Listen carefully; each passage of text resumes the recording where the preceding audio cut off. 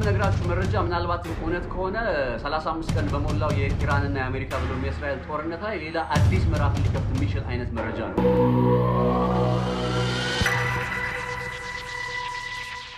ጉዳዩን መሰላችሁ በዛሬው ዕለት ማለዳ አካባቢ ላይ በኢራን በኩል የሚወጡ የዜና ምንጮች የአሜሪካ F-35 የጦር ጀትን መተው መጣላቸውን የሚገልጹ አይነት ዘገባዎችን እያጋሩ ወይም እያደረሱ ነበር። ታዲያ እንግዲህ በዚህ መካከል በርካታ የዓለም አቀፍ መገናኛ ብዙሃኖችም ይሄን ጉዳይ እየተቀበሉ መረጃውን እያጋሩ ነበር። ምንም እንኳን በአሜሪካ በኩል F-35 የጦር ጀቱ ተመቶ ወድቋል በሚለው ላይ ማረጋገጫ ባይሰጥም ማለት ነው። እርግጥ ነው በዚህ በሁለት ሳምንት ጊዜ ውስጥ ኢራን ተመሳሳይ በሆነ መንገድ F-35 የጦር ጀትን መትቼ ጥያለሁ ስትል ይሄ ያሁኑ ለሁለተኛ ጊዜ የተከናወነ ነውና የዛሬው ግን የተለየ የሚያደርገው ምንድነው?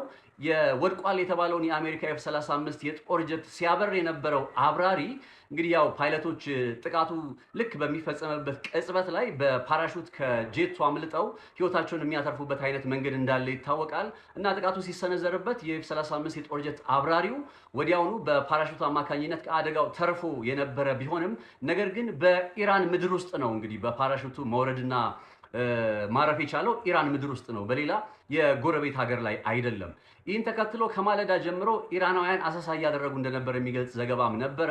በተመሳሳይ በአሜሪካ በኩልም አሉ አሁን እነ ማህር እነ ታስኒም የሚባሉ የኢራን የዜና ምንጮች አሜሪካ ሄሊኮፕተሮችን ጭምር ወደ አካባቢው በማስጠጋት ይህንን የተረፈውን የF-35 የጦር ጀት አብራሪ ለማዳን ጥረት እያደረገች ነበረ የሚሉ አይነት መረጃዎች እየወጡ ነው። ከዛም ባለፈ ደግሞ ኢራን ይህንን የF-35 የጦር ጀት አብራሪውን በቁጥጥሯ ውስጥ አድርገዋለች ነው በመባል ላይ የሚገኙ። የተለየ የሆነውና ምናልባትም በመጪዎቹ ጊዜ ጦርነቱን ወደ ሌላ አዲስ ምዕራፍ ሊያሸጋግር ይችላል የተባለው ጉዳይ ይሄ ነው። እና አሜሪካ እንግዲህ አንድ ወታደራቸው በኢራን ቁጥጥር ውስጥ ሆኖ ይሄን ጉዳይ በዝምታ ይመለከታሉ ወይስ አይመለከትም? እንዲያውም ከዚህ ቀደም እንደ ሐሳብ ሲነሱ የነበሩ ጉዳዮች አሉ አይደለም? እግረኛ ወታደሮችን አሜሪካ ወደ ኢራን ውስጥ ልታስገባ ትችላለች የሚለው ጉዳይ አሁን ለዛ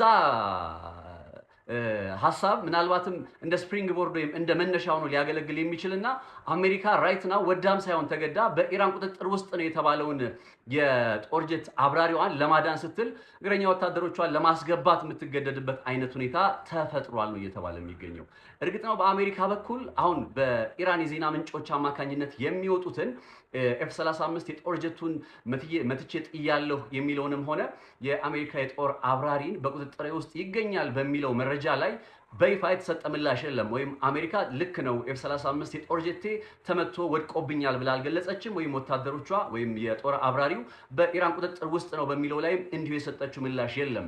ይሁን እንጂ እነ ታስኒም እነ ማህር የኢራን አብዮታዊ ዘብ የመረጃ ምንጮችን በመጥቀስ በዚህ ድፍረት በዚህ ደረጃ ያው በቪዲዮም ሊታይና ሊረጋገጥ የሚችል አይነት ስለሆነ ማለት ነው እንዴት በእርግጠኝነት F-35 የሚያበረው ሰው በኢራን ቁጥጥር ውስጥ ሆኗል የሚል ዘገባ ሊያጋሩ ይችላሉ የሚለው ጥያቄ በመነሳት ላይ ነው የሚገኘው። እንግዲህ የኢራንና የአሜሪካ እንግዲህ ጦርነት ያው እስራኤል ተጨምራበትም 35ኛ ቀኑ ላይ ይገኛል። በእነዚህ 35 ቀናት ውስጥ አሜሪካ በኢራን ላይ ከእስራኤል ጋር በመሆን ከ10,000 እና ከ11,000 በላይ የሚሆኑ የጥቃት ኢላማዎችን ፈጽማለች ይባላል። እና ከፈጸመቻቸው የጥቃት ኢላማዎች አንፃር ደርሶባታል የሚባለው ጉዳት አነስተኛ ነው የሚል ሐሳቦችን የሚያነሱ አንዳንዶች በአንድ ወገን ሲሆኑ፣ ሌሎቹ ደግሞ የለም እንደ አሜሪካ አይነት ጠንካራ የጦር መሳሪያና የአየር ኃይል አቅም ያለው ሀገር F-35 የሚባል በነገራችን ላይ F-35 የጦር ጀት አሜሪካ በዚህ ሰዓት አለኝ የምትለው የጦር ጀት ነው። ከ1,000 በላይ የሚሆኑ የF-35 የጦር ጀቶችን እንዳመረተችና 20 የሚሆኑ የአሜሪካ አጋር የሚባሉ ሀገራትም እነዚህን F-35 የጦር ጀቶች ታጥቋል ይባላል። የአምስተኛው ጀነሬሽን ትውልድ እየተባለ የሚጠራና በቃ ዓለም ላይ ሲጠቀስ አሁን የጦር ጀቶች ቴክኖሎጂ ሲጠቀስ በእነ አሜሪካ በኩል F-35 እንደምትሉት ሁሉ በእነ ሩሲያ በኩል Su-35 እንደሚባለው አይነት በጣም እጅግ ግዙፍና ከፍተኛ የሆነ ቴክኖሎጂ የተገጠመለት ነው። 3 አይነት ቫሪያንቶች አሉት ይባላል። የኤርፎርስ አለ፣ የማሪን ወይም የባህር ኃይል አለ፣ እንዲሁም ደግሞ ሪፊውለሮች ወይም ደግሞ መልሶ ኃይላቸውን የሚያድሱ የሚያድሱበት የሚሞሉበት አይነትም የኤፍ35 ቫሪያንት እንዳለ ይነገራልና በዛሬው ዕለት ወድቋል የተባለው እንግዲህ ከነዚህ መካከል የኤርፎርሱ አባል ወይም የኤርፎርሱ ኃይል ውስጥ የሚጠቃለለው የአሜሪካ ኤፍ35 የጦር ጀት እንደሆነ ነው መረጃዎች እያሳዩ የሚገኙት።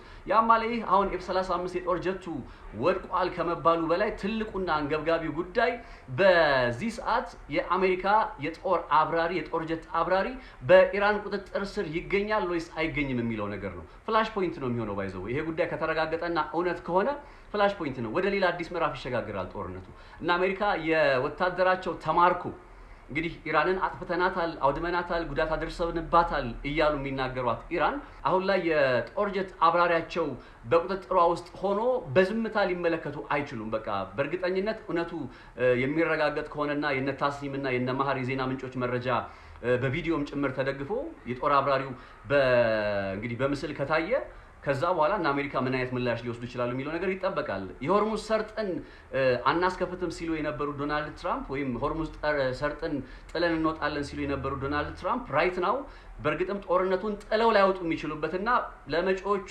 ሳምንታትም ለመቀጠል እንዲገደዱ የሚያደርጋቸው አይነት ነባራዊ ሁኔታ ነው በመፈጠር ላይ የሚገኘው።